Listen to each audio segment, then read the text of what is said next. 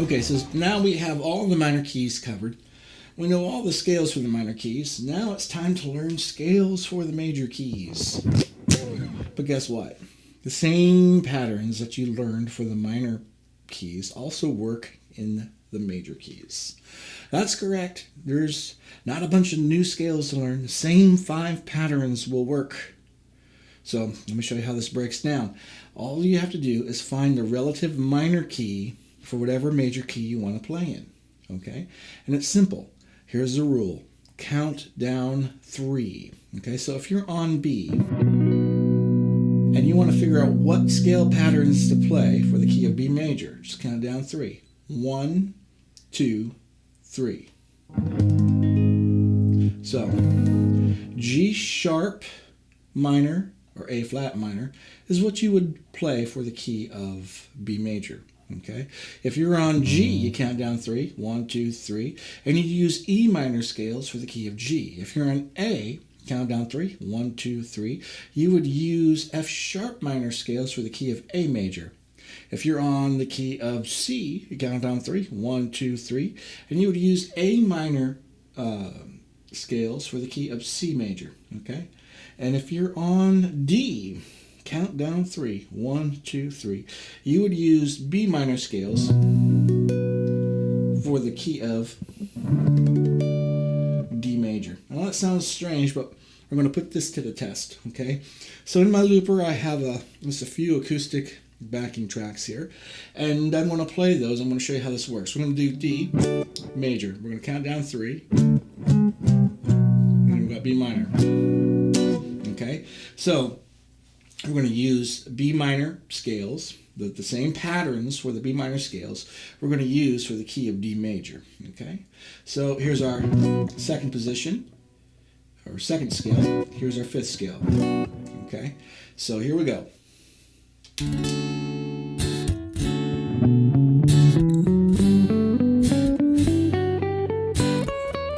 how that works?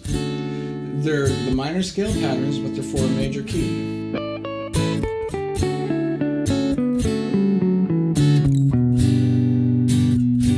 Try the 5th scale.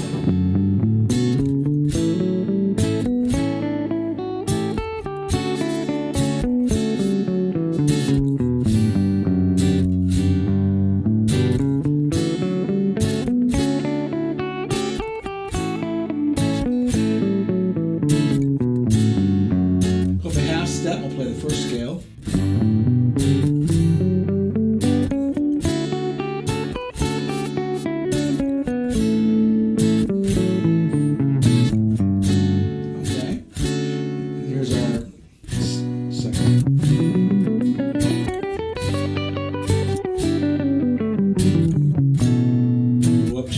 For the 3rd.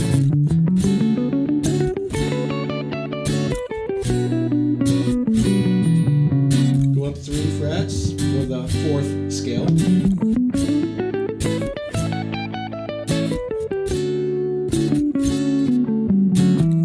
Two frets, and we're back at the 5th scale.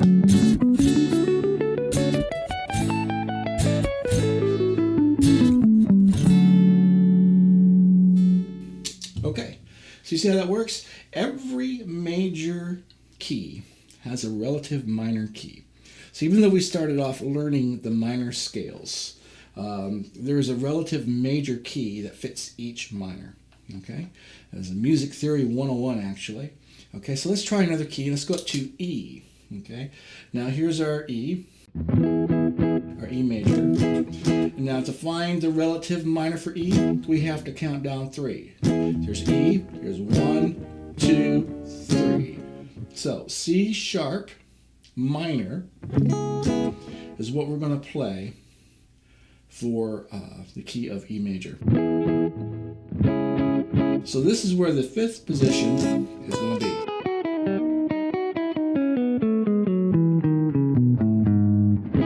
Here's C sharp minor. Here's our second position, or our second scale. So let's give this a shot.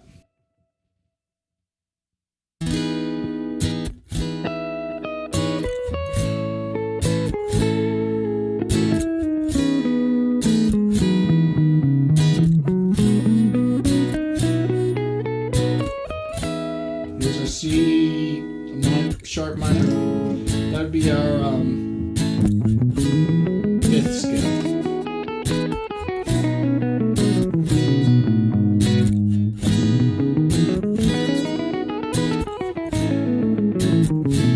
Half step higher takes us to our first.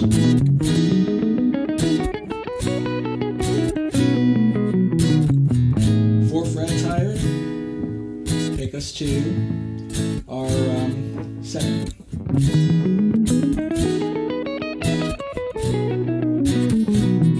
2 frets higher take us to our third.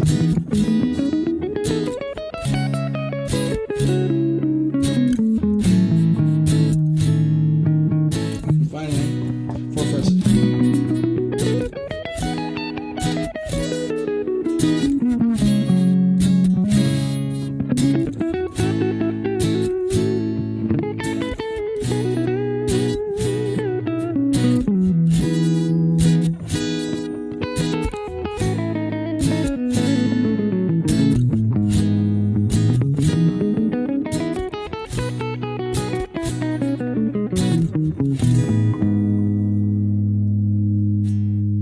Okay, so there we have E major scales, but we're actually we've played the C sharp minor scales to play in the key of E major.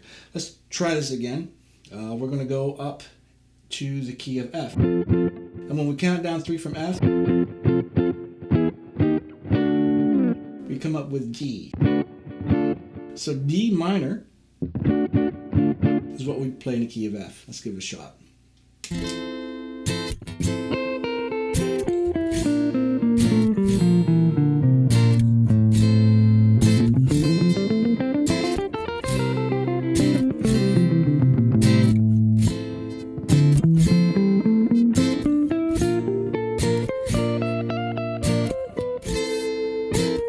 hear when I went out? I played that note. That note's not in there. So,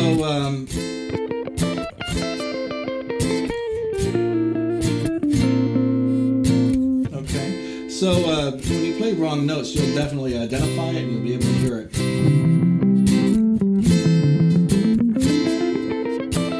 Because it won't fit. It should have been that note. So that didn't fit. Okay. Here's our second position.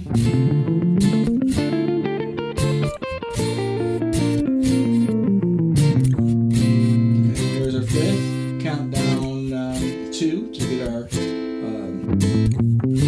fourth scale.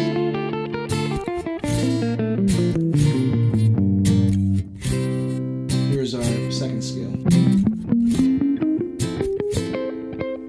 That's an F minor. We're doing D minor.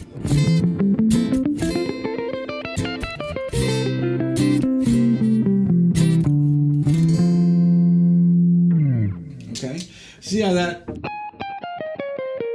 when I played F minor, didn't really fit, did it? Well, there's a reason why I did that, which I'll show you later on.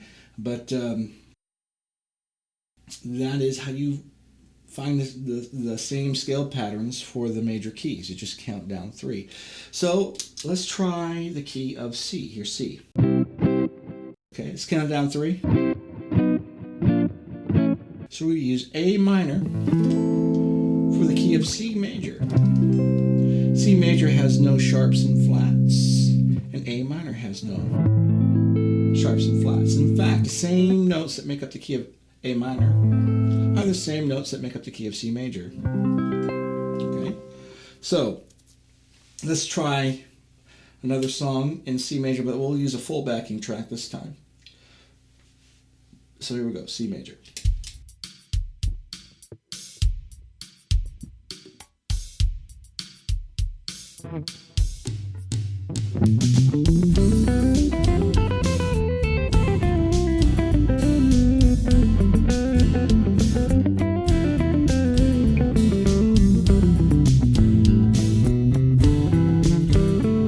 Recognize the scale?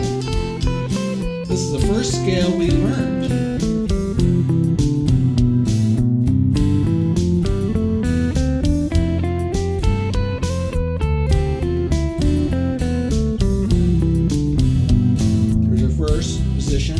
First scale.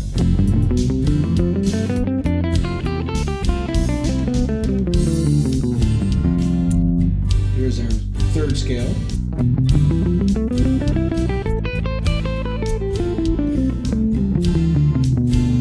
Here is our fourth scale. Here's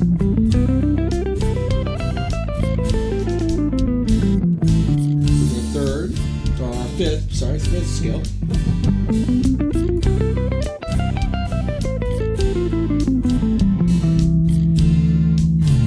So improvising is just taking notes from one of these scale patterns and playing a melody.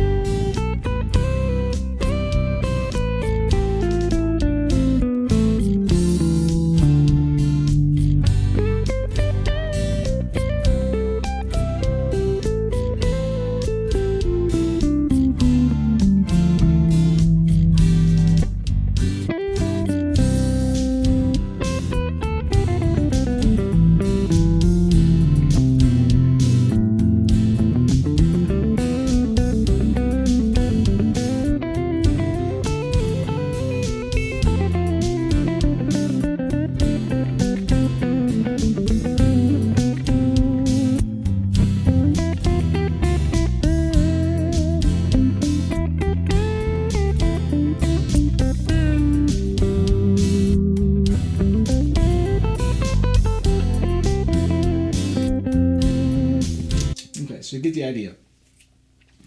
So now that we know the scale patterns and we know how to move them around for major and minor keys, there's just 5 patterns we need to learn. And when we know those 5 patterns, we can just move them around to any key we want. And that's how simple it is. And like I said before, people make this hard. They make it really hard. But if you can identify the patterns and you can identify how to move them around, then it's really a lot easier than what people make it to be. There are modes and there are some other advanced things that we need to learn. But for now, if you're just starting out, the best thing for you to do is just to learn the 5 scale positions and to learn how to move them around in major and minor keys. And once you learn that, you'll have a good, strong foundation, and then we can build on that from there. Okay? Check out the website. Go ahead and print off the scales. Go ahead and get the backing tracks. Practice. And I'll show you some more stuff later.